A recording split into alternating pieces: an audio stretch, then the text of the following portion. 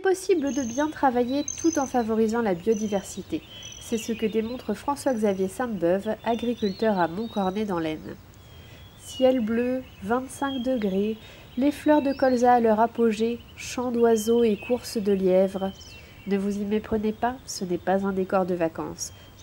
C'est son cadre de travail. En ce 4 mai, les conditions sont réunies pour permettre à ce jeune agriculteur de s'adonner à sa passion, la nature. Cet agriculteur a toujours eu envie de faire autrement, mais il avait surtout envie d'avoir un beau cadre de travail, d'être connecté à la nature et de voir des animaux.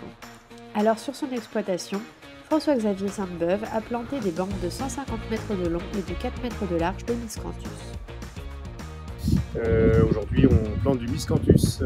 L'objectif, c'est de planter un rhizome qui sera une plante pour 20 ou 25 ans et qui servira d'abri pour les animaux en plaine.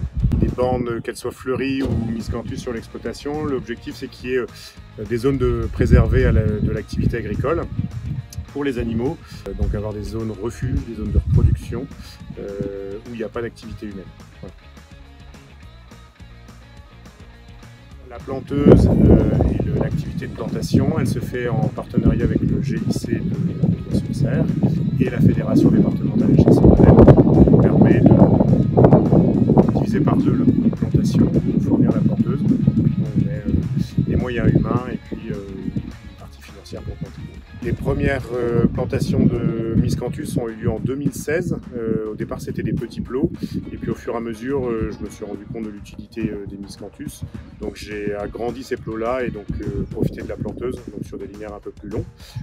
Donc, ça depuis 2016. Voilà. Et donc, les prochains projets, donc il y a encore quelques plantations de miscanthus à faire sur l'exploitation. Ça représente 2% de l'exploitation, ces aménagements-là. Et je voudrais planter des haies en périphérie des parcelles. Cette passion pour la nature et les animaux sauvages, il ne cherche pas forcément à la transmettre, et François-Xavier Sainte-Beuve ne veut pas se positionner en donneur de leçons. Il fait cela par passion, aime-t-il répéter.